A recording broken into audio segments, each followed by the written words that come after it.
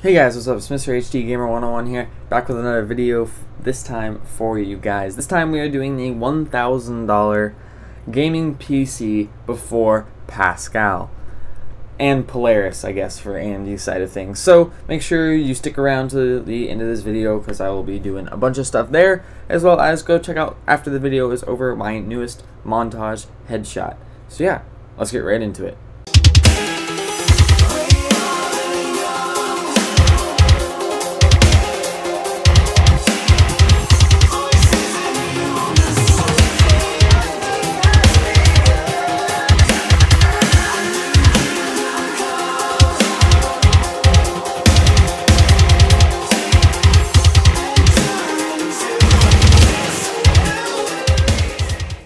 Okay guys, so to start this off we have the Intel Core i5-6600K.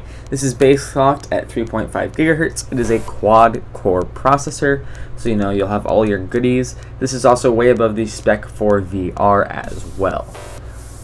So it's a K processor, which means it is unlocked and overclockable. That's about all I really have to say for this one. So yeah, I guess let's move on from that. You know, 6th generation DDR4, all that cool stuff. To cool it, we have the Hypermaster. Yep, the Cooler Master Hyper 212 Evo. This is of course the 212 Evo. It's not the 212 Evo X, the new one or whatever, but this will still work just fine and cool our CPU for all of your overclocking needs. Moving on to our motherboard, we have the Gigabyte GA Z170 HD3. This is of course an LGA 1151 socket motherboard. For the motherboard, sorry about this picture, we have 4 DDR4 DIMM slots, as well as plenty of SATA and a SATA Express. We have Crossfire, and I'm pretty darn sure SLI support. We also have an M.2 and 2 front panel USB 3.0 headers. And then we move to the back of the board here. For our rear I.O., we have 2 USB 2.0s, you know, your PS2 thing, and 4 USB 3s, as well as your gigabit LAN port, as well as surround audio. So you don't have a ton of I.O. on the back, but really you have those headers on the front of the board to make up for that. As well as since it's the chipset of Z170, you can overclock your CPU with no problem, considering ours is a K processor. Moving on to our memory, this is where our color scheme comes sort of into play. We're going with a black and red color scheme. There's not a bunch of coloring in this, but I think the red on the RAM will make a nice accent.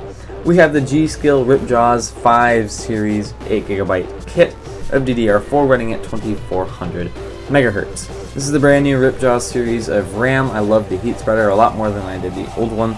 It'll give a nice little flare in our case, having the red DIMMs. And also, this is only 2 DIMMs, so you could get another 2 DIMMs as well in the future for 16 GB of RAM. Moving on to the coolest part of the build is our graphics card. We have the XFX Radeon R9 390X 8GB card. Now, I didn't go with NVIDIA. I do like NVIDIA personally more, but that's a personal preference because NVIDIA has shadow play, and I need shadow play as a content creator. AMD has a thing sort of like that, but when I used it, it wasn't all that awesome. But this card has much better performance than the 970 does, for only a little bit more.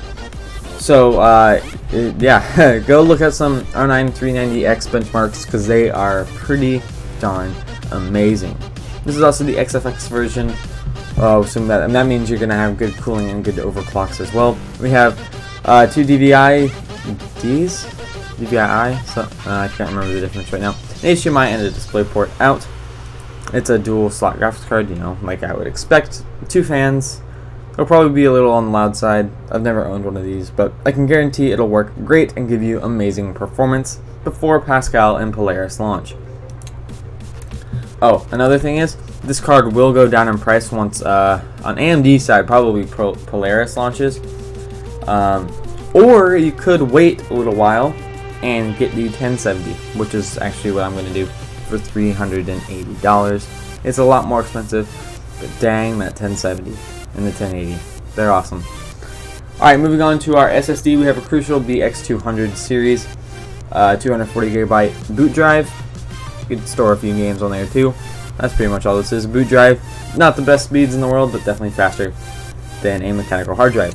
Moving on to a mechanical hard drive, we have the Seagate Barracuda 1TB drive. It's a 1TB drive. Woohoo! Alright, moving on to our power supply, we have the Corsair CX 600 watt modular power supply. I guess it's a semi-modular power supply. You have the 24 pin and the 8 pin cables attached, but your PCIe, SATA, all that stuff is on other separate cables. 600 watts modular, and it's 80 plus bronze, so there's that. Moving on to our case, we have the NZXT S340 black and red case. There's another part of that flare that I was looking for. It's a mid-tower case with plenty of cable management room, as well as a basement for your power supply, and some really cool SSD mounting on the bottom, which is pretty darn cool. So, moving back, the link to this page right here will be in the description below, of course, so you can check this out. Prices will range all the time. So there's all the parts once again if you missed something and skipped ahead to the video, to the end of this video. Our base total is $1,022. If you decide to do the mail-in rebates, you will have a total of $966. There's $4 shipping in there, but that's $4. I think that's alright. So if you go with the base total and you don't do any of the mail-in rebates, you're looking at about $1,025. Pretty darn good for this PC. If you do the mail-in rebates, which I strongly suggest you do, it can't hurt at all, your total comes to $966. And at that point, you could add a few more fans to the case, some really cool LED strips, and really light the case up. So guys, I really hope you enjoyed this video.